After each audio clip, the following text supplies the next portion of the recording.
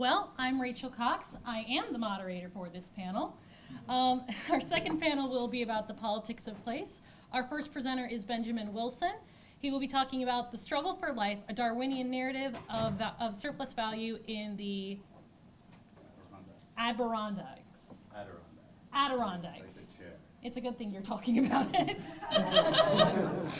So, Benjamin Wilson is an assistant professor of economics in the State University of New York College at Cortland and a research scholar for the Bazinger Institute for Sustainable Prosperity. His current research is developing two related agendas. The first is investigating social and environmental inequality across urban areas and their relationships to childhood health outcomes. Through the application of geographic information system software, exploratory spatial data techniques are applied and developed to identify spatial processes, such as clustering and hotspots.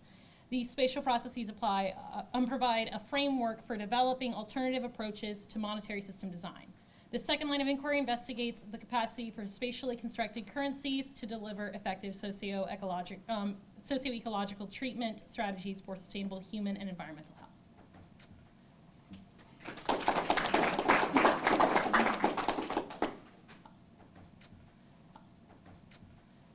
Today I'm talking about the Adirondack Park. It's a very large space in New York State. In the Adirondacks, this research really is a little bit different than what was just discussed, but there are many parallels. I'm excited to talk about it really because it emerges out of my teaching. So SUNY Cortland owns a property in the Adirondack Park on Racket Lake. These are two campsites. One is a historic great camp that's a National Historic Site. And I began to go up there as a new employee for retreats and things with the family, and became really captivated by the history of the Adirondack Park, because it's an extremely interesting space from a political economy perspective, because it's got a narrative that's both geographic in nature, romantic in the stories that are told about rugged individuals overcoming wilderness and making a living in a life. It's also got roots in the Gilded Age, in the Industrial Revolution, and the expansion of railroad systems. It's an enormous part of New York State's history, and it's also one of the places with a tremendous history of environmentalism. The Forever Wild Clause of the New York State Constitution, written in 1892, is widely considered to be one of the most progressive environmental laws ever written in U.S. history. So it's been able to stave off industrialization and deforestation and things of this nature because of this very old law. And so within the context of money, one of the issues that I'm fascinated with is this concept of value. As pointed out by Brendan, the objection that money doesn't really work this way is frequent. And one of the big issues with that is that people can't really think of ways of evaluating things outside of the price story. So for the Adirondacks, the value there, natural beauty and splendor, rustication, the natural resources, the really interrelation between human and nature and survival and living provides an interesting way of thinking about surplus value as an evolutionary term. So surplus value really gets limited to the Marxian framework of money exploitation and extraction sort of stories, but really I think the Adirondack surplus value story starts with the Physiocrats, and that all value is coming from nature, and the interconnection between humans and nature and making a living that's both sustainable for each party. And I find that the concept of metabolism in Marx's writing is very useful for providing a way for thinking about how value can be generated without thinking about it in terms of extraction and exploitation, etc. And I think that this would be a nice framework for thinking about job creation and useful and meaningful work to preserve a historical space, but also to celebrate life. So in going up there, I wanted to think about how to construct a political economy class. And I started with Phillip Terrie's historical description of the Adirondack Park. And Phil's work, and he was actually a guest speaker in my first class up there. So I'm going to shamelessly promote this class in the Adirondacks. And hopefully by the end, you guys will all want to have this conference up there at this property in Racket Lake. But generally speaking, the Adirondack history is told from the perspective of these wealthy landowners, so either industrialists or these quasi-environmentalists that want to protect it because they like to fish and hunt and do Gentile things up there. And Phil's perspective is a little bit more interesting in that he's really tried to dig into the narrative of the Adirondacker, the resident, the year-round survivor, the legacies of people that really explored and started to break down this impracticable tract it used to be called. And so the narratives that come out are really about these two questions: what are the Adirondacks and what are they good for? And really those two questions get boiled down to how can nature work for us, basically, is the way that people thought about it. So that's the Adirondack Park, and it's about this. It's bigger than Massachusetts, it's bigger than Delaware, Rhode Island, Hawaii, and New Jersey. So it's an enormous space. And most of it, the green, is all forest preserved, so you can't cut down a tree there. So it's extraordinarily protected, and so on and so forth. So let's just continue on here. So one of the way that the story of the Adirondacks really begins is with early geology. So these geologists are sent up to the Adirondacks to explore to see if it's if they're going to be able to conduct any agriculture or extraction, mining, and things of this nature. And early geographic techniques are really about creating these landscapes. And so these landscapes become a really important part of the story that develops about the Adirondacks as this place of sublime beauty and surrealism. And it becomes a draw really for these wealthy New Yorkers to start going up there. Turn of mid-1800s toward the turn of the century, New York City was not a nice place to live. I mean, very smelly, etc., all these sorts of things. So there was this need to escape and to get up there. And so this created this whole framework for art and poems and storytelling, and really a narrative about the healing process of nature. So rustication is this idea that you escape the city, you rejuvenate yourself, and you can return to the city to work and do things again. And so the rustication stories, filter down to others that want to just make a living. And so people start migrating and trying to make a living in the Adirondacks. And the struggle for life there was very much in favor of nature in these early Adirondack periods. And one of the reasons that these narratives are interesting from the Adirondacker perspective is that generally we hear about the rugged individual kind of making their way, but when you dig into the diaries and stories of the Adirondacker, it's much more about community and how they can survive together and how they work with rather than against nature in order to make a living. And so this is where I see kind of this historical connection to more of a physiocratic sort of interpretation of surplus value, and it's really not until we start to do extraction based that we see the Marxian surplus value start to really emerge. So the struggle for life, once extraction begins, was fairly rapid.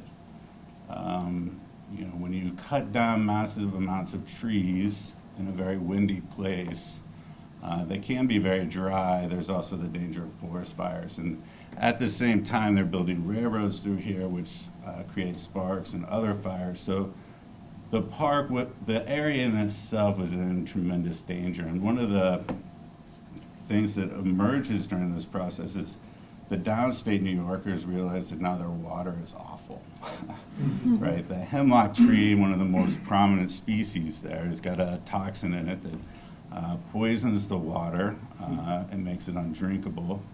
And so there's a great fear that New York would not have fresh water if they continued to do this. So this was one of the instigators for the development of the New York State Constitution's Forever Wild Clause. The other thing that's going on around this time is the development of what's called the Great Camp. So this is the Great Room on Camp Huntington, one of the SUNY Cortland's properties. And this was the first such great camp built by William Durant, a physician and a railroad industrialist. And essentially all the production, except for the glass of this great camp, was done with local resources. So they weren't, we could romanticize them as early ecologists. They were just simply doing it out of necessity. But it is possible to create these amazing, self-sustaining living systems in this rugged terrain. They had chickens and agriculture and things of this nature to help get you through the winters and so on and so forth. But what the great camps did is it provided a bigger sort of tourism there. So Durant's model of the great camp became the model for the great camps that he built for people like Rockefeller, Morgan, Carnegie, Vanderbilt, etc. So most of these great camps now are museums up there, and they're really quite spectacular to check out. And their large land ownings have slowly been donated to this state, and that's one of the big reasons why there's so much forest preserve there. So, as I said, the Forever Wild Clause has been amended a couple times through constitutional conventions, but the heart of it remains the same, that the forest preserve be forever kept as wild forest lands. And so you can imagine in legal battles what is forever and what is wild and all these sorts of things. But the vagueness really helps protect it in many ways. And so the question for more modern times is, how does one make a living in the Adirondacks, especially with all the forest preserves? So the modern Marxist surplus value interpretation is turned it such that the protection of the forest is preventing livelihood. So is that really what we expect nature to do in this sort of relation? So, the metabolic relationship between man and nature in the Adirondacks has gone through these transitions where, nature was winning the battle early on. These starvation and freezing to death is not a pleasant way to go. And then we began to take hold of nature, and with devastating effects to spaces outside the park. So those are logs on the Hudson River. So rather than using, building roads and using the rail, they just floated these things down the river. There's some really tremendously amazing photographs of this stuff. So you can see why the water would be poisoned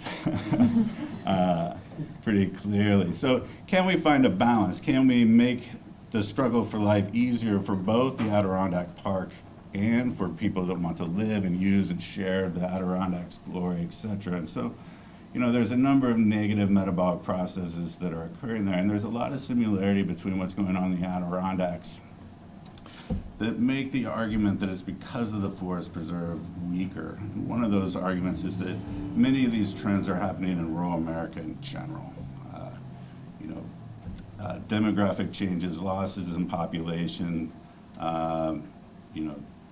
brain drain, where if you go from your rural community to university, you're unlikely to return. These sorts of things are happening in the Adirondacks, and they're happening in rural America in general. And there's lots to be learned up there in terms of how tourism is beginning to incorporate these invasive species in the water, and all sorts of issues to draw from. And the positive metabolic relationship would emphasize, this community ethos, and thinking about how do we preserve food, air, and water within the park. And adding on to food, air, and water, I think energy is the next major consideration. Most of the energy in the Adirondack Park is fossil fuel, coal, wood-burning stoves, propane tanks, etc.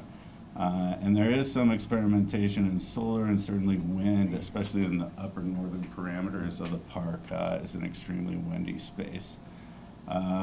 So there's some experiments going on in those areas, but rather than separating the metabolic history of the Adirondacks, we need to begin to dig deeper into these survival techniques and the old history and the cultural significance of making a struggle for life within the park and wilderness, etc.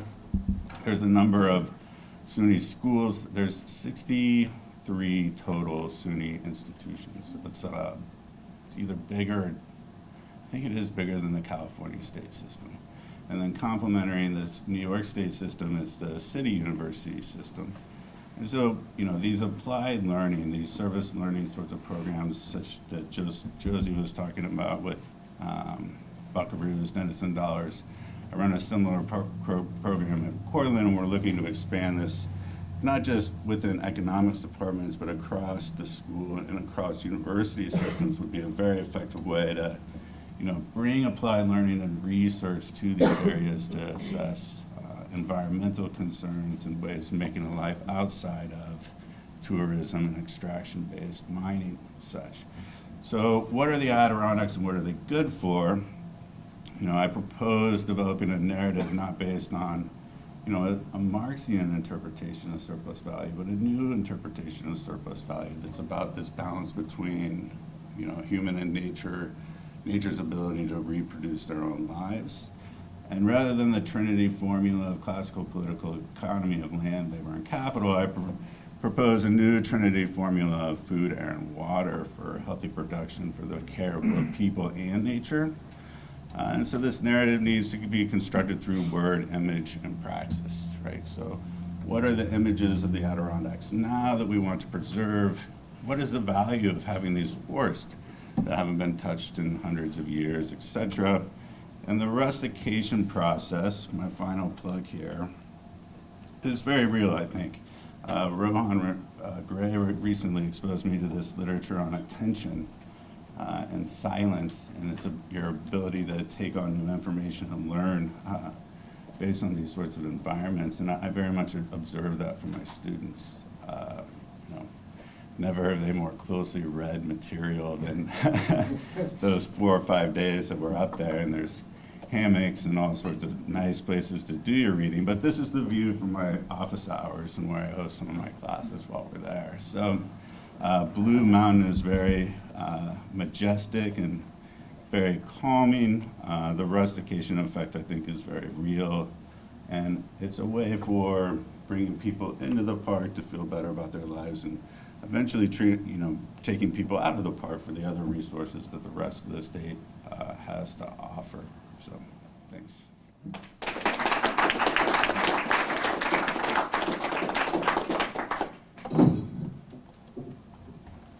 All right.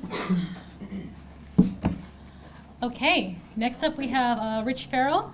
He'll be presenting on MMT for Mass Mobility, a call for mass transit spending in Lofty Nathan's 12 O'Clock Boys.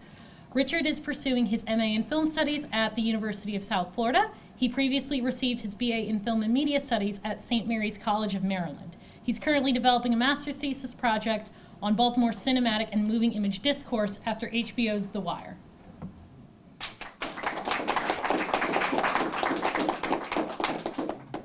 Sweet.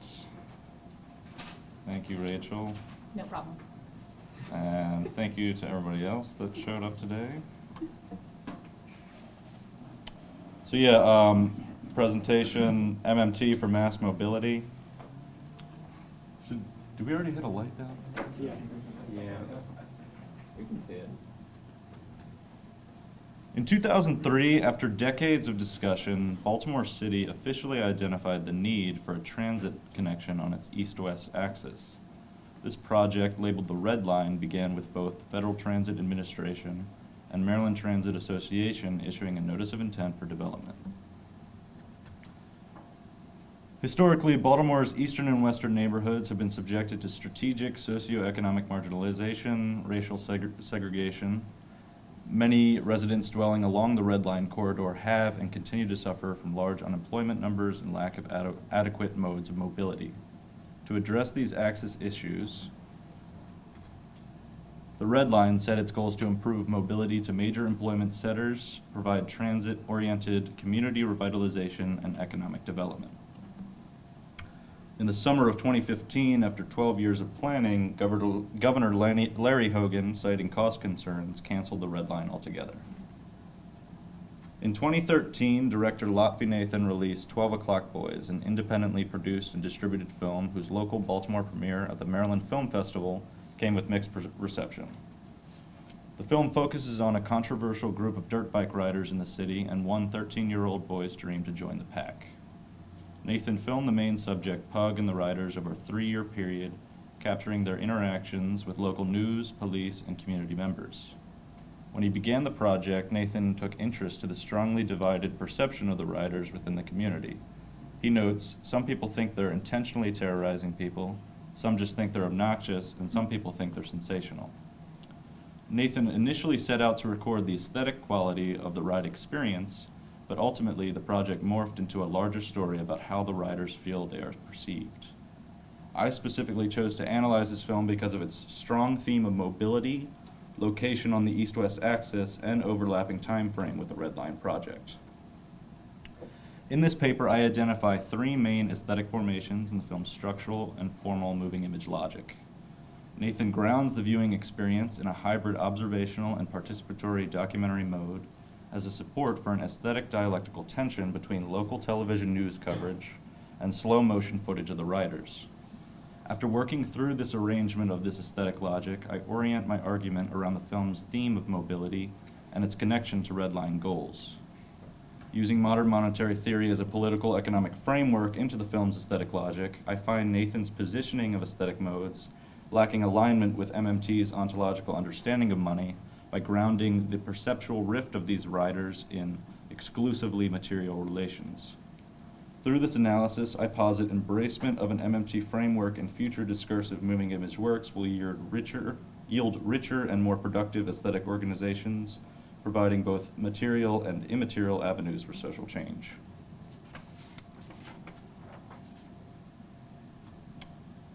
In 12 O'Clock Boys, the dominant aesthetic formation is a hybrid observational and participatory documentary mode captured through a Canon 7 DSLR, which is often used by independent filmmakers as an affordable alternative to digital cinema cameras. Documentary scholar Bill Nichols describes the participatory mode as a sense of what it is like for the filmmaker to be in a given situation and how that situation alters as a result. Nichols continues, observational films give a sense of duration of actual events, and the position of observer calls on the viewer to take a more active role in determining the significance of what is said and done. Generally, these 2 modes converge on a shared intention to privilege immediate material moments, but diverge in their methodological documentation of these moments. The participatory mode characteristically features filmmakers' self-implication in the filmic world by openly calling on and often provoking subjects to share life's spontaneous moments. In contrast, the observational mode insists on the filmmaker's self-exculpation from the filmic world, implying naturality to the events on screen and thus subordinating the presence of the camera. Here's a clip of how Nathan conflates these 2 documentary modes. And he's trying to get girlfriends by swinging his arm on his forehead. Yeah. Shut up. Do you think that'll work? No. Because he acts like a helicopter looking for him, so girls can think, "Ooh, he's so bad."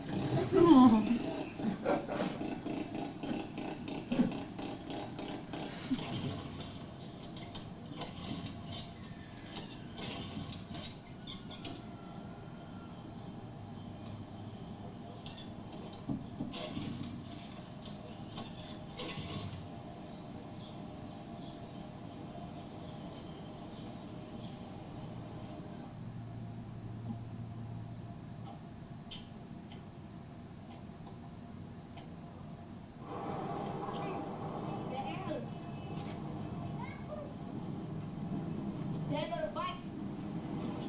Here we go. Oh, it's me right here. It's me right here. Hey, hey. No, we gotta come out. Come out, dude.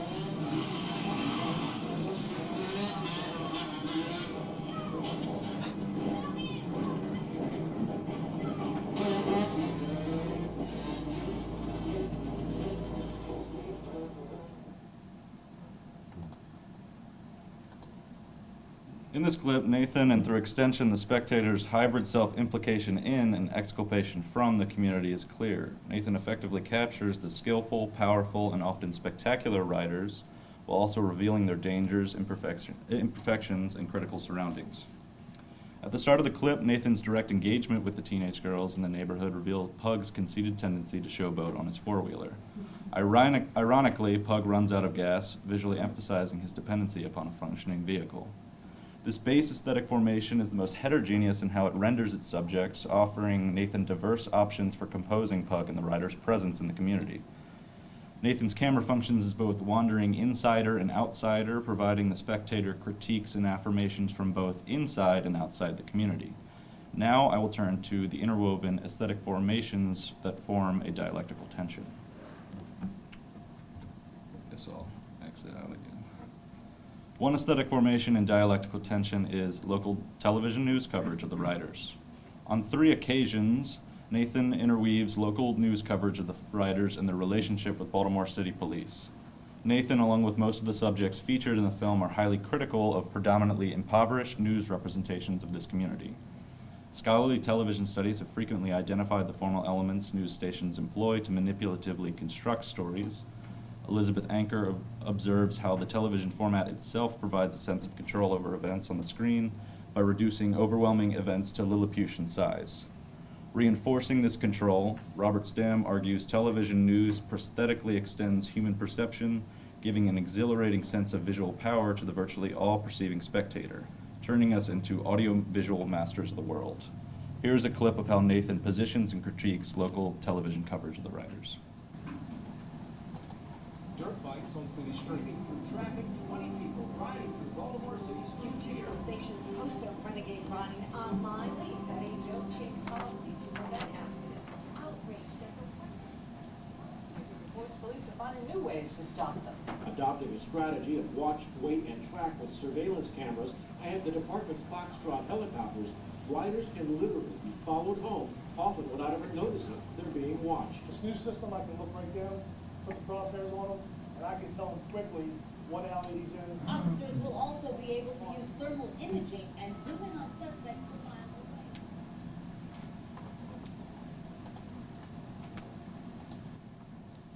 First, this local news network employs clear institutional voice in its presentation. The news anchor's direct address in the studio calls on the local television spectator for identification.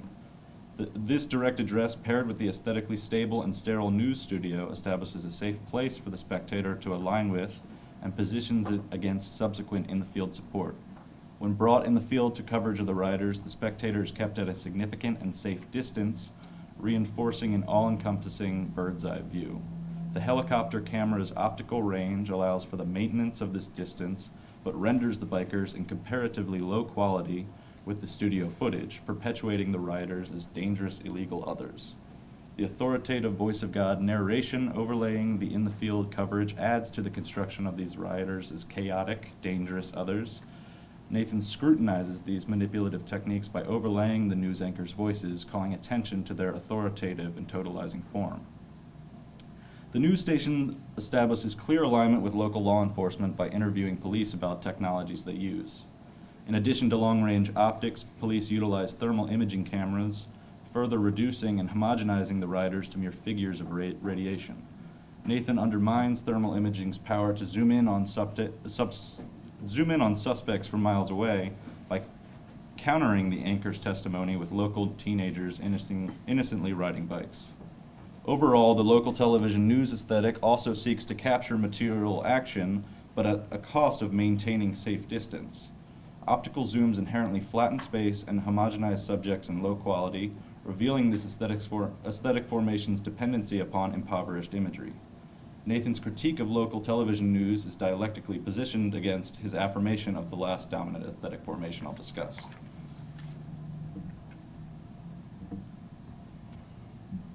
The final dominant aesthetic formation is Nathan's employment of super slow motion footage of Pug and the Riders. For these slow motion sequences, a Baltimore-based production company provided a Vision Research Phantom camera. Here is an assemblage of moments shot in slow motion. You call them to a platform because they drive the bike straight back. Their hands on the clock. If you get to 12 o'clock, you the shit. You know you're in the bed. That's when you can really shine.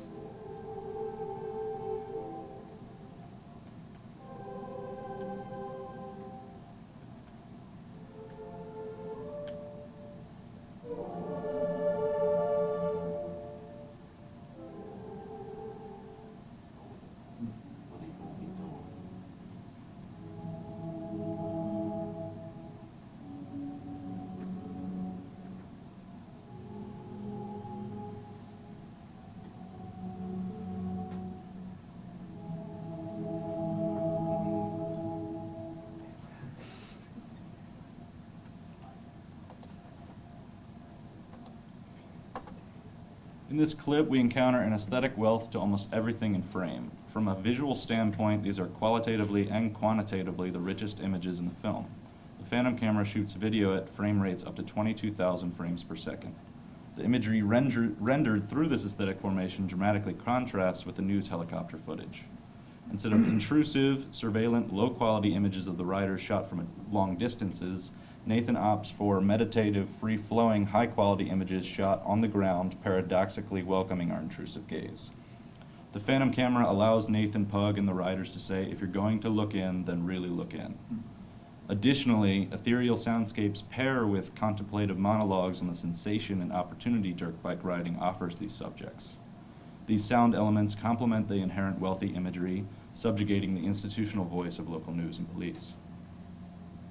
Lastly, Nathan's choice to utilize this aesthetic formation during the title sequence confirms his viewpoint on how these writers have been thoroughly misrepresented.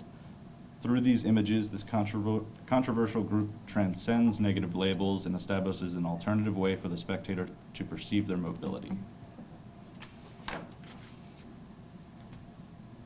While I affirm the film's critique on the misrepresentation of this community, I'm critical of how the aesthetic logic operates through MMT's political economic lens. The film grounds this community's explicit and implicit problems of mobility solely in material relations. In a heterogeneous documentary mode, Nathan situates the spectator on the ground to experience Pug and the writer's material interactions that they unfold naturally and through provocation. From this material base, Nathan frames macro institutions such as news media and police as unethically laying claim to complete coverage via distance visibility of this micro community. Nathan claims these macro institutions fail to get in close and see the intrinsic wealth these communities occupy. To combat the unethical, Nathan emphasizes his understanding of adequate coverage through excessive, grounded, and immediate visibility. His logic suggests macro institutions, and through extension, the spectator must look in close enough to material relations to properly see the wealth. Ultimately, this grounding of wealth in material immediate relations perpetuates the notion that entities of wealth, such as the form of money, are exclusively private, finite material objects. By suggesting wealth is determinant on materiality and visibility, Nathan negates potential existence of immaterial metaphysical wealth. Modern monetary theory argues monetary sovereign governments face no purely financial budget constraints, but governments face real ecological limits to what can be produced and consumed. In MMT, money is a boundless public utility, offering wealth in both material and immaterial contexts. While it is paramount we continue to insist on the intrinsic wealth of our micro-communities, it is also paramount to embrace the ability and responsibility of our macro institutions to provide for us all. We have a responsibility to continue to expose the unjust ways our macro institutions obfuscate their social, political, and economic responsibilities. From this exposure, we must push through material and immaterial boundaries and find solutions that meet our needs. Our urban ecological distresses, such as those in on Baltimore's east-west axis, are real and require support from both micro and macro positions.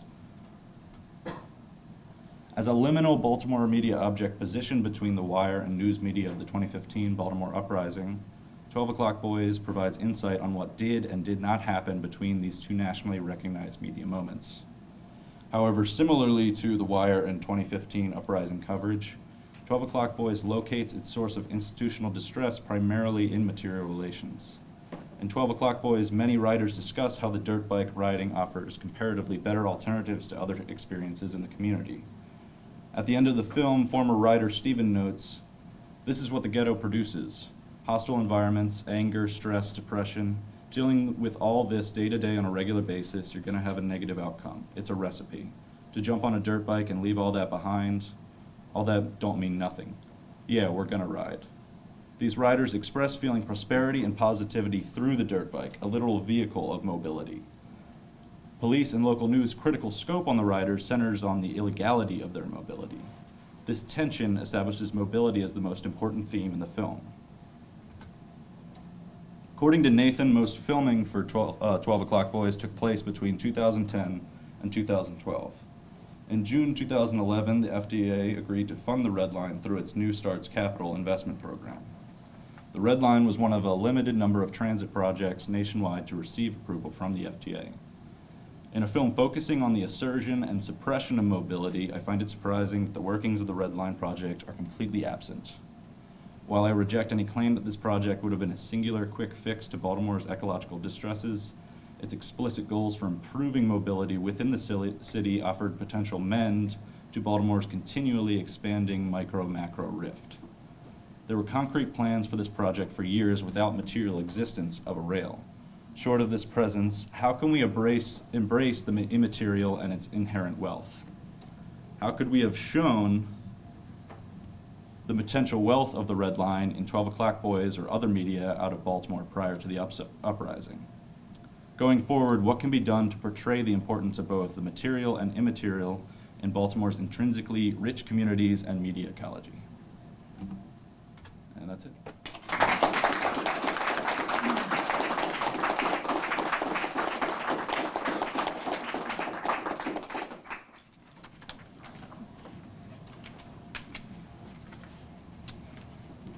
Okay. You're gonna? I have to set this up. All right. You introduce Walter while I summons Walter. Sounds like a plan. All right, and so finally, we're going to have a video presentation from Walter Grayson. We're gonna have a video presentation from Walter Grayson called "Systems of Abundance: Economic Justice Beyond Reparations." Walter Grayson is a professor of history and anthropology at Monmouth College, where he also serves as dean of the honors school. Dr. Grayson's research focuses on the comparative economic analysis of slavery, industrialization, and suburbanization. He serves as the treasurer for the Society for American City and Regional Planning History, which is holding its national conference this year in Cleveland, Ohio, from October 26th through 29th, 2017. With a variety of co-editors, Dr. Grayson has published Planning Future Cities, an innovative look at architecture, urbanism, and municipal design, as well as the American economy, a provocative examination of race, property, and wealth in the United States since 1750. His scholarly monograph, Suburban Erasure, won the Best Work of Nonfiction Award from the New Jersey Studies Academic Alliance in 2014. He also won grants from the Mellon Foundation and the National Endowment for the Humanities. His recent online resource, The Racial Violence Syllabus, attracted worldwide attention at the peak of the controversy surrounding the Unite the Right rally at the University of Virginia in Charlottesville, Virginia. Translating to 7 languages, it reached more than 4 million direct users and drove the public debate surrounding the removal of Confederate memorials across the United States in venues as varied as National Public Radio, The Atlantic Magazine, and the Chronicle of Higher Education. Hi, my name is Dr. Walter Grayson at Monmouth University. I'm the Dean of the Honors School. It's a pleasure to join you for this event, talking about the future of macroeconomic principles and the way that our society can improve over the 21st century. Most of my work over the last 20 years has focused specifically on African American history, the role of urban planning, and the kinds of problems of suburban growth that have displaced working families from across the United States. And so this has led me into asking really fundamental questions about how our financial system works, how do we apply that to real estate markets, and how do we actually build new institutions that work better for most of humanity. And so it's for those reasons that I'm here today for this particular conference. I'm grateful to all the organizers. I'm sorry I couldn't be there to attend in person, but I know that the work going on at the University of South Florida is going to change the world, and I'm confident that my co-presenters and the other folks in attendance today will inspire new kinds of policy, and more importantly, new kinds of citizen activism that will make our world a better place. And so I wanted to start by paying attention to your subtitle, that when we look at the idea of money, and then particularly through the lenses of discourse, aesthetics, and ultimately praxis, that process is crucial. That's been the heart of a lot of my pedagogy in the last 20 years, that students have to learn to communicate not just through written papers and through verbal discourse, but they have to move to a place where they're actually understanding how to communicate better with their images to convey emotional content, and then to turn that performance, turn those ways of interacting with each other in the classroom into new institutions. That's the praxis that my students have shown that they go out into the world and are able to implement. They change institutions, and we need everyone to have that skill set. So, with that foundation, that my work actively connects discourse, aesthetics, and ultimately praxis. That process turned into 4 books over the last 2 years. The first of these texts was The American Economy. The American Economy is a collection of documents where, as a historian, and particularly someone trained in labor history, I had a lot of questions about institutional finance that weren't really answered by the field. I was often confronting economists and asking them about the way that the available capital was employed, and I got unsatisfactory responses, limitations, sense of scarcity that frustrated the idea that there could be a more abundant world system. This ran aground of my personal experience as an activist, as an organizer in Philadelphia in the late 1990s, when I founded the Ujima Collective. The Ujima Collective basically was a group of young professionals who decided to serve all of the universities in the metropolitan Philadelphia area by coordinating all of their organizational calendars and then doing features and profiles on the student activists while they were enrolled at those schools. The organization grew from an organizational budget of about $60 for our first issue to having well over $250,000 available to us for our publications and our website growth. And that experience showed me that scarcity wasn't the problem. Capital was available. You could start with relatively small amounts of money, put together a good product, and then access what, from my perspective as a relatively low-income graduate student, was ridiculous amounts of money. And that if you could teach people how to do that repeatedly, they would actually be able to build more socially just institutions, cooperative economies, collaborative economic systems that weren't predicated on competition, on the ability to create economies of scale and to enforce the ideas of scarcity that macroeconomics had really entrenched. And so that's what I had worked on for about 10 years prior to writing the American Economy text. And so I went back into that to see where were the origins of the assumptions about scarcity. And so it was Locke and Smith and the kind of classical 18th and 19th century thinkers, the Enlightenment philosophers who framed this economic framework. But I started looking at how did it actually move into a praxis? How did those ideas challenge what were imperial systems that had dominated the world economy for 200 and 300 years? And so, because I was in Philadelphia, I was predisposed to look at Benjamin Franklin, and particularly the work that he had done in the 1730s, 1740s, and 1750s, especially around the founding of what would become the University of Pennsylvania. In the course of reading those documents and teaching those documents, it became really apparent to me that the idea of personal property, of individual property, was this social construct that was then enforced by a series of behaviors, that people built institutions around the idea, and that the initial promise that we see in the Declaration of Independence about life, liberty, and the pursuit of happiness, under the Constitution became, in the Fifth Amendment specifically, life, liberty, and property. Now that's pretty basic. You can get that idea in a civics class or an early poli-sci class. But as I looked at it as a historian over time, how did jurisprudence evolve? We spent much more time kind of legislating and litigating the ideas of property than we did the questions of life or liberty. In fact, the scale of it was pretty astounding. That property was by far the most inalienable right. In fact, it dictated the quality of life or liberty that people enjoyed as individuals. Property was the keystone of what made the American system work. And I hadn't seen people talking about that in the labor history, talking about that in the social history communities. So many of the assumptions, especially among radical historians, hinged on the idea that this system could be overthrown, could be taken politically down through sufficient material analysis. And they misunderstood the depth and the complexity of the property regime that had been in place and evolving prior to even the drafting of the US Constitution. And so that's why I wrote American Economy, was it gave me a way to talk about property within a slaveholding society, a slave trading society, prior to the Civil War, to look at the notions of property and how they evolved into the early industrial periods as we really started to emerge as a global power, how we built the physical infrastructure in the United States that made us able to really resist the Japanese and the Germans through 2 world wars and actually emerge as the dominant world superpower in the middle of the 20th century.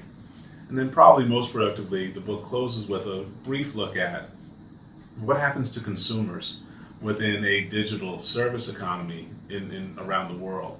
How do we actually cope with the fact that consumers don't have any real rights or protections other than those that are granted to them by the corporations that are providing the goods and services? Those are the problems that I posed as I finished up American Economy. In the last year, I've taken the next steps forward with that kind of inquiry, in that we collaborated on a project with Anthony Pratcher. It's now up at Brown University, and the title of the book is Planning Future Cities. And so I realized a lot of the tools I was using to levy the economic historical critique came out of the traditions of social and urban history. And so I wanted to make those tools more available. Planning Future Cities does a really critical evaluation of the way cities have evolved, and now we see these megapolitan regions, these multiple cities bound together by highways and transportation infrastructure. How did that come together, and then what are the ways people can use the same strategies and techniques and awareness to build new kinds of systems? One of the key ideas was urban triage. How do local governments, state governments decide which land uses are to be preserved, which ones are to be eliminated? That cut close to home to me because I did the work in suburban erasure about the elimination of Black working class communities across the United States and the cost that it set up, that suburbs were actually destroying value and destroying the ways that working people could have dignified, sustainable lives.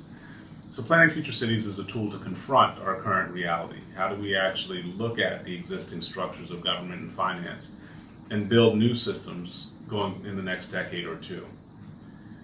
Following that, I wanted to go back and look at a question that had always bothered me, that so much work had been done on slavery, but very little on racial segregation. And even racial segregation in the urbanist context, until you get to Carl Nightingale's book a couple years ago, there wasn't really a framework to understand segregation globally.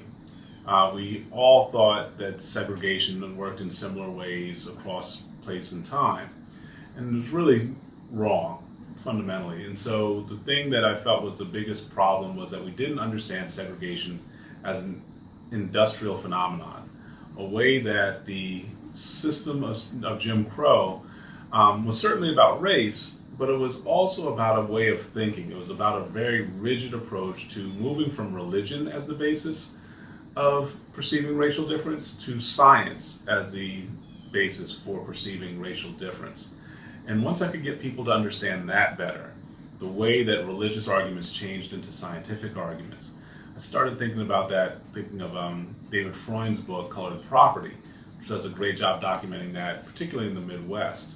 I wanted people to see that as a national transition, that industrial segregation basically encouraged people to simplify and make very rigid, to reify their notions of different ethnicities, different cultures, that people fit into these different boxes that were easy to reference, and then they could build housing markets around those perceptions. They could build employment markets around those perceptions. It made the systems of inequality much more difficult to uproot because people believed in their ultimate rationality. So that is what industrial segregation lays out, is how do we actually create based on a property regime that we talked about with the American economy, a system of organizing who has access to what property, what people will be more or less permanently entrenched in debt, what people will be able to more or less permanently secure their wealth, and how do we actually maintain that and reinforce that for each other based on the way that we look at each other, the way that we speak to each other. That's what the industrial segregation book does. But all of that was just a foundation for what I consider the main reason I come to this conference this week, is how do we actually find places where that didn't work? Where are the places where the rules of industrial segregation and the kind of planning and urban design principles did not stop marginalized people from acquiring wealth and being able to build their own lives of economic autonomy? That's the subject of my last of the 3 books in this series, really 4 with the American economy, is Cities Imagined. Cities Imagined is a history of Black property ownership, entrepreneurship, and wealth creation through the lens of an architectural and planning history. How do we look at places that existed even prior to the Civil War, that are often small towns or isolated rural communities, that allowed African Americans, American Indians, people of any race or background to secure land ownership and home ownership, to build their own commercial networks? And why was it so tragic that as we basically adopted a global service economy, that so many of those places were wiped away? That process is the key in Cities Imagined. What do we learn from the previous attempts to build economic autonomy for all people, so that we can kind of reverse the trends that we've seen in the last 50 years, where increasing amounts of capital won't allow anyone to maintain any kind of access to property, and certainly not the kind of access to property that allows them to collaborate and to find collective stability for their families and friends.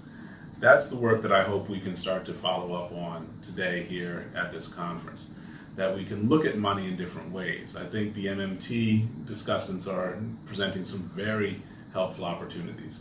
The discussions of the job guarantee and the possibilities of raising that as a national political issue at the 2020 presidential campaign. Those are both important roads. But I want us to drill down and think about citizen engagement and popular support for these kinds of initiatives at the town level, at the county level, and at the state level. There are important advances to be done in federal government and even systems of global exchange beyond any national government. But we also have to look at the local level. We have to look at the ways people can take immediate action to create more opportunities and stable, autonomous, dignified economies for themselves and their neighbors. So that's what my work is. That's what I'm about. I'm going to be available to answer questions about any and all of this work, the data that I draw on, the different methodologies I use on both Facebook and Twitter for most of the day today. So please feel free to reach out to me, stay in touch. I look forward to talking to all of you. If you're looking for me on Twitter, it's @WorldProfessor, WorldProfessor, @WorldProfessor on Twitter. And then my name is my main way that you find me on Facebook. It's at Walter D. Grayson. It's my author page, so I look forward to talking with you there. Thanks so much to everyone again, and I look forward to talking with you as we go forward.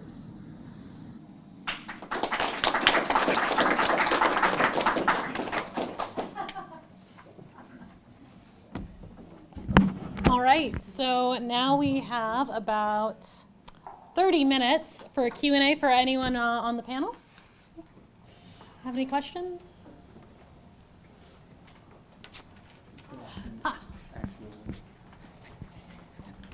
Here you go, Dr. Ross. Thank you. So it kind of it's a question for Ben ultimately, I think, but it takes inspiration from your conjunction with Rich's project, which is an urban project, and some of what Dr. Grayson was talking about, because I think he's more interested in urban environs too. And then it also comes from someplace personal. You said rustication, and Todd in the back row winked and nodded at me because my name is Amy Rust, right? So you said rustication, and then my own work is often on areas of the United States that are part of the Rust Belt, right? So the fact that you come from Cortland, which is near Rochester and near Syracuse and all of these major cities, in that Rust Belt area made me think about this conjunction of rustication and Rust Belt, and what kinds of lessons learned through your Adirondack study and revising, say, the Trinity toward things like food and air and water. What kind of lessons can be brought back then to an urban environment, an environment that is not a sort of nationally sanctioned and protected area? Yeah, well, most of my research has been taking place in that very question. So Kansas City is where I did my doctoral dissertation work on the relationship between chronic disease and the existence of food deserts as a geography. So, and that work is spread into the examination of childhood disease and asthma, so food and air, and then lead poisoning is the next demographic for water treatment and things of this nature. And so I was predominantly only looking at things from these urban environments and historical segregation and these socioeconomic real estate laws and things of this nature that drive people to particular areas of the city. But moving to Cortland and Ithaca in central New York, I kind of returned to the rural. Cortland is very rural, much less rural than Ithaca is, just a neighboring town to the south, and the Adirondacks is extraordinarily rural. So one of the things that fascinated me about the landscape was the proliferation of trailer park homes, kind of like low impact living spaces, etc. But one of the ways that I see the metabolic relationship changing as a reaction to food deserts and health outcomes is urban gardening and urban agriculture. These Henri Lefebvre calls it autopestion, when the community refuses to accept the level of existence that's being provided by the dominant infrastructure and begins to solve their problems independently of that. So Buffalo, for example, is a leader really in urban agricultural development. Philadelphia, as he mentioned, and of course Detroit is the one that gets most of the national media attention. But I think that that's this metabolic transition, right? I mean, if the city, as David Harvey calls it, is a space of capital, then how do we begin to transition out of that jurisdiction or quantification? And I think the critical geography and the discussion of value within the Marxian framework of surplus obscures all of these anti-capitalist spaces that are emerging both in rural and urban environments. So I'd like to start to highlight his path forward. The last session that he was talking about, or how do we create communities of cooperation and such. And I think the praxis, the things like the complementary currencies and the service learning component for students to engage in these depressed areas and to help solve problems and to engage in discussions with people that they never would be exposed to normally is a way for them both to learn money in a very hands-on way and to learn how to think about problems and life, liberty, and the pursuit of happiness beyond property, for sure. Yeah, I was just gonna talk into this. And maybe this is a way of opening the question up to Rich then by extension, because, I think what you're offering is in contradistinction to what you see a lot of when you hear about Detroit, right, which is the sort of, for lack of a better term, hipsterization, right, of Detroit as its only means to economic vitality, right, is to give these sort of very specialized artisan goods and services to middle-class people, right? And I don't know if that dovetails with the area of Detroit you're looking at in any way. Baltimore. Sorry, that's what I meant to say. Baltimore. I was talking about Detroit, but I know you're talking about Baltimore. Yeah. Yeah, I mean, transit-oriented development, there's been, I've read plenty of stuff about it leading to like gentrification and further just pushing out of communities, especially within the Baltimore scene. When I graduated my undergraduate degree, there was this weird like hip thing to like move to Baltimore post-graduation, which had been a very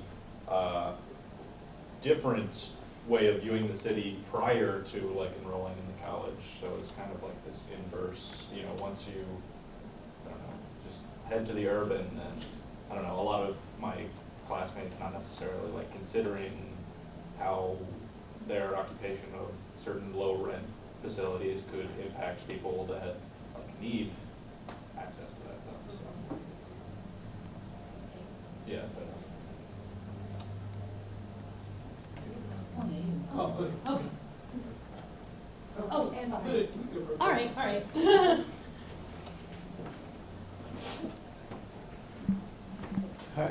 I was just noticing that, like, on a more, just the specific panel itself is kind of like a segregated space in that, you know, the history of like the wilderness and ruralness is typically coded as whiteness, where urban is typically coded like, you know, blackness. So we're kind of already redlining to this panel in a way that, and I'm wondering, and I'm probably really sensitive to this because I live in a town currently that is literally redlined. Like I have two state universities right across the street from each other, and they're literally segregated. And the one, the historical notion of blackness used to be agricultural, and now we've kind of flipped this narrative. And I'm wondering where you see an MMT paradigm kind of. I mean, like the national parks have this problem too, where like they can't get not people who aren't white to go to them because they don't feel like they're a part of that narrative.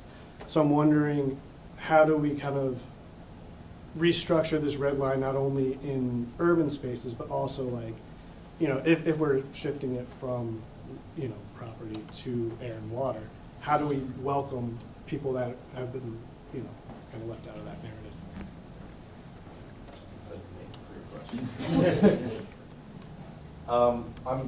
can you, sorry, just like kind of reiterate what you're asking? Oh, just, so, sorry.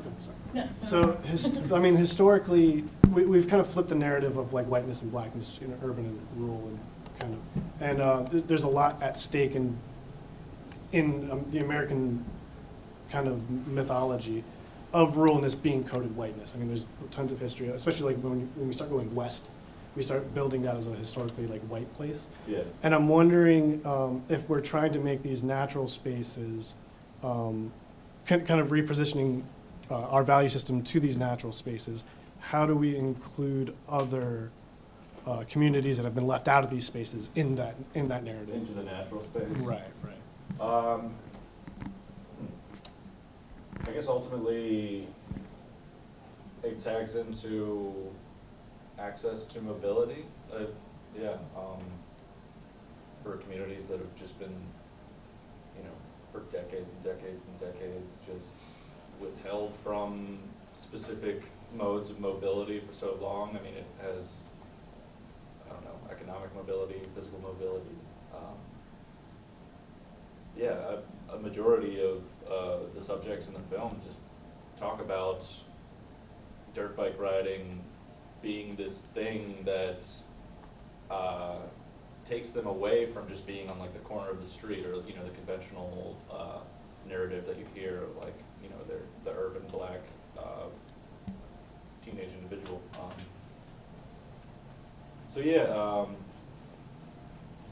I guess it's, just reframing our modes of mobility, and I don't know, I don't have a... No, I think you're right on target there. I mean, to get to the Antlers property in 1890, it was a 21-hour trip. It now takes 3.5 hours from the city on a good day. Right? And it's by train, by boat, by horse and buggy, by boat again. Right? So you're not going to have a huge African American community in the Adirondacks for that sort of existence. So public transportation, really the connection between the rural and the urban, I think, is very important. It's also often fascinated me that we don't connect our university systems better by mass transit.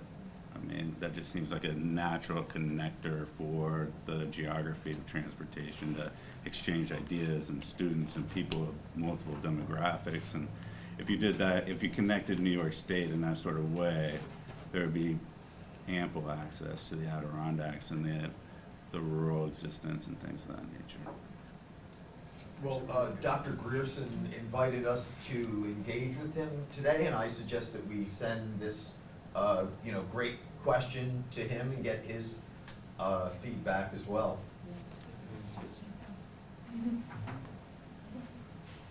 Sorry.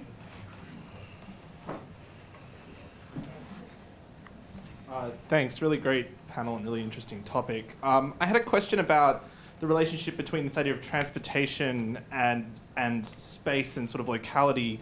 I've done some work with Americans for the Arts, for example, and one of the things I looked at when I was there was federal transportation and infrastructure bills and the way in which arts and other forms of cultural investment get baked into those kinds of projects. But thinking about that and thinking about public transportation more generally, there's a sort of transience or kind of movement implied in the way that culture is constructed and experienced that seems to be different from a kind of place-centric or a static conception of what you're building. And I'm curious if you see a tension or at least different strategies between a world where we're building connections between, say, cities and rural regions, or different cities and things, and building a culture that's based around mobility and one that's based around sort of staticness and place and what it means to have a vision of the rural, 20 years, 30 years, 50 years down the track, and its relationship to the city that isn't simply about giving people the choice to switch between them as easy as possible.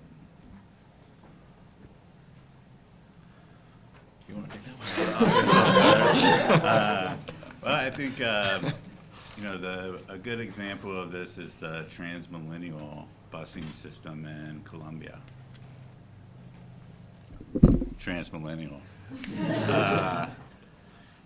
They intentionally, rather than building a huge subway infrastructure fixed system, they developed it in such a way that it would be a busing system that worked as if it is a subway system, so that if populations and pockets of people moved to different areas, then the tracks, so to speak, could be easily shifted, so that we're not reorganizing existing segregation along different lines. So the problem of connecting urban and rural, I think, is more complicated. I'm not exactly sure how to do that without some fixity, but I think the cultural exchange of ideas with that fixity would spread the rural into the urban and vice versa a little bit more effectively than it currently is. I mean, I live 3.5 hours from New York City, and I get 4 hours from New York City, and I get there maybe once a year. And there's so much cultural richness and experience that I'd like to take my kids there much more often, but it's just time and space prohibitive, really. And even to the Adirondacks, another 4 hours away. I mean, everything seems to be 4 hours away from where I live, Philadelphia, etc. But mobility and access, I think, are a good first step to starting to break down some of those boundaries, whether it's fixed or transferable. I mean, certainly, once you get to these places, how you move within the smaller locality. When we think about global currencies versus local currencies, and they all kind of do different things and accomplish different goals. So can I just ask one follow-up? Just a curious question about mobility. Do you think that that's sort of almost like in the way that sort of neoliberals emphasize choice rather than actually the values of what choices you want to make? Is there something sort of not substantive about emphasizing mobility rather than sort of actually getting to the heart of what it means substantive to have a rural life versus an urban life? If the city is the place of capital and things, that is a different conception of structuring human relations than the rural. I'm just curious if we should be, as a community, thinking about rebuilding the economy, sort of neutral or agnostic on that question, or should be sort of actively trying to take a position more than simply expansion of choice. Sorry to sort of follow up. Well, I'd say above mobility is access, right? You can't have access without mobility. So, I don't know. That's choice in the individual's framework doesn't make much sense to me. So, I don't know. Really, I don't have a good answer to your question. Sorry.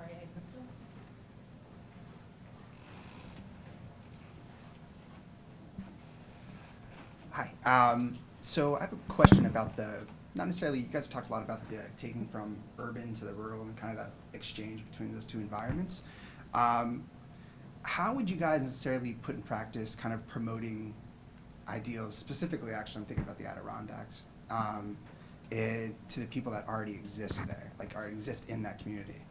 Because I was kind of struck by the two kind of promotional images you guys had at the end of your presentations. One was the station where there was literally no black people in the picture at all. And the other one was the picture of the lake of the Adirondacks, which didn't have any people in it at all. So like what kind of things do you think you can do to kind of create a stronger sense of community within those existing communities? Not necessarily considering like getting out of the communities or moving to the cities and just kind of exploring your way back to the mountains. Yeah, I think that's one of the real strengths of Phillip Terrie's book, is presenting the story of the Adirondacker. I think the neoliberal presentation of the tension between jobs and the environment really, puts the Adirondacker against those from outside. I think similar to the Indian sort of mistrust of the state is similar to the Adirondacker and their effort to have their own sovereign communities, etc. So I think one way to address that is, in an environmentalist sense, recognizing the importance and the maintenance that the Adirondacker does for the park and making it accessible and a nice place to visit for those that are coming from outside. I mean, they need protections just as much as the trees need protections in their ability to make quality of life, etc. Yeah, and I guess one of the most important goals of the Redline was ultimately to not only provide singular mobility, but hopefully push for a continual development of the infrastructure within the city as a whole and connections to already existing infrastructure. And that was what Hogan cited as being what was lacking, and one of his main reasons for canceling the project was that it didn't get into existing infrastructure because it just wasn't there. So I don't know. You have to start somewhere, I guess. Yeah, I don't know. And developing connectivity.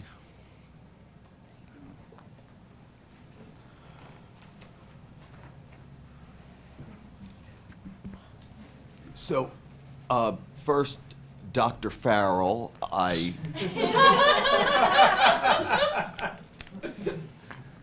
graduate too. well, I would like to discuss changing that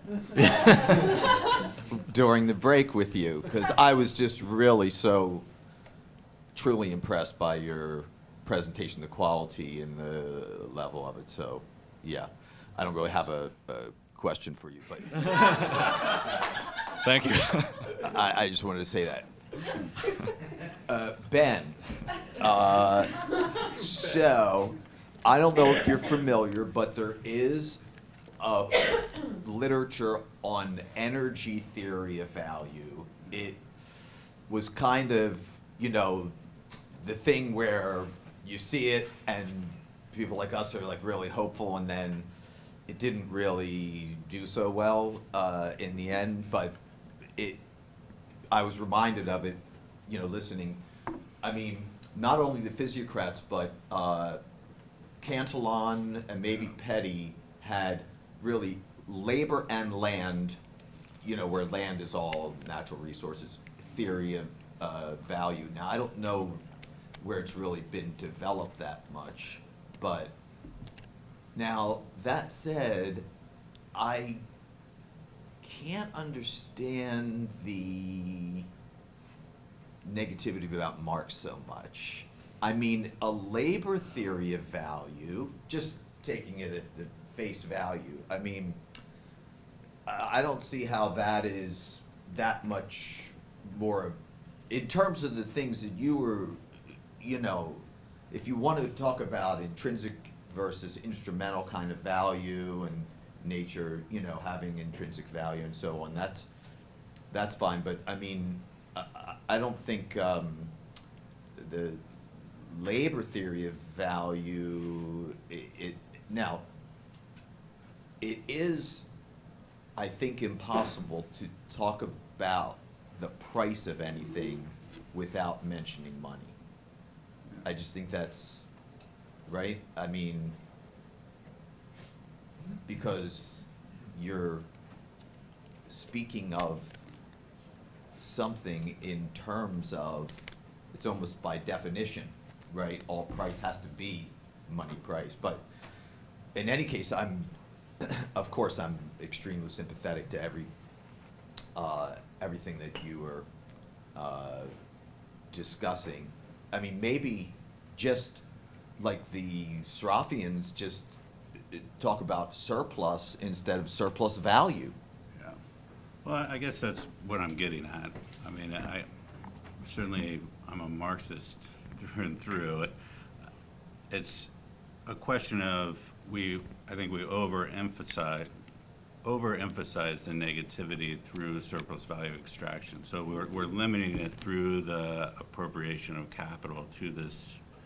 That's this story for this time and the social relations that exist today. And so I'm making the argument that we need to evolve in our discussion of surplus value to include a more broad sense. So it's kind of like in the social enterprise world, the concept of triple bottom returns, or where we're valuing the environment, social outcomes, and this idea of money profit. So a transitionary space so that we can start to think about how we're growing both the health of the environment and our communities in surplus ways. So metabolically, I think that makes sense from an interdisciplinary standpoint, that it brings together both the social sciences and the natural sciences, along with a number of different ways of assessing progress and change and advancement, et cetera.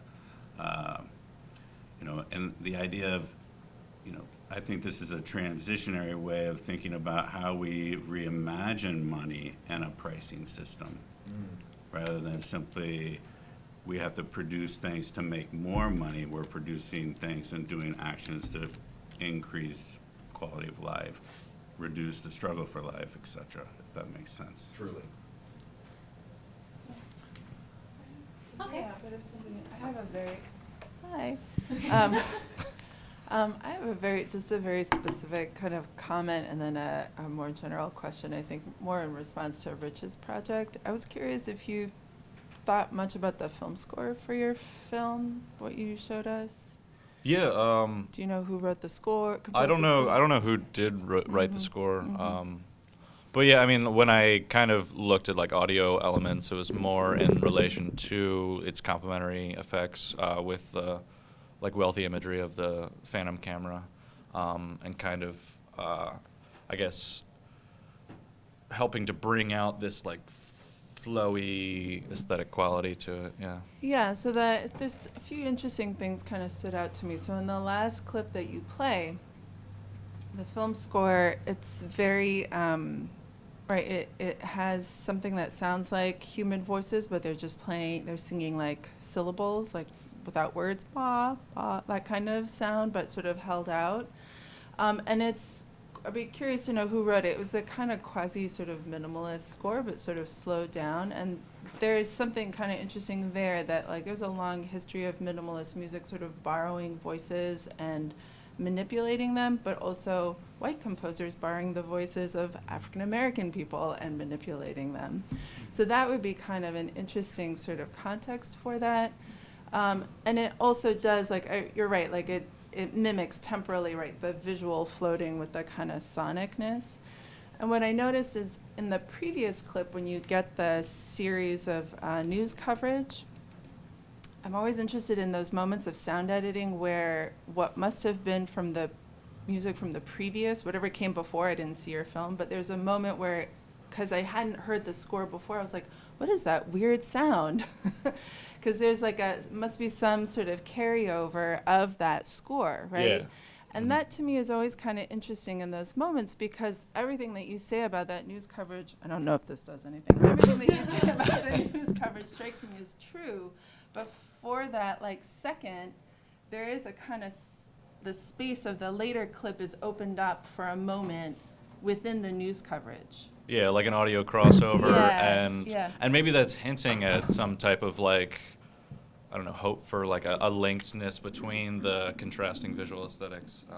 It's also like, I think the film score sort of cues you as a as a viewer to occupy a visual and sonic space that's similar to the young teenagers who are riding their bikes, right? So if you're musically occupying time in a way that's corresponds visually to what they're creating, then you're on their line. Whereas the news coverage is a different viewer relationship, especially if the viewer is not an African-American teenager, but say a middle-class white woman in Florida. Yeah.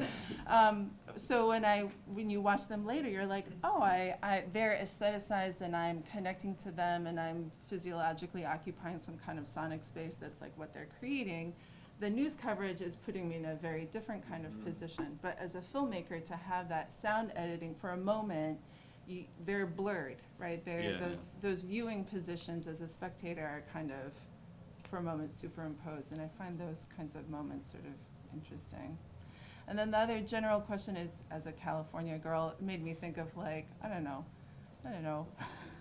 Mexican Americans and like lowriders and other sort of instances where like urban communities that maybe don't have access to certain kinds of mobility then fetishize other kinds of mobility and, individualize them, make them their own, and I don't know, Yeah. If you've thought about that. No, yeah. That's awesome.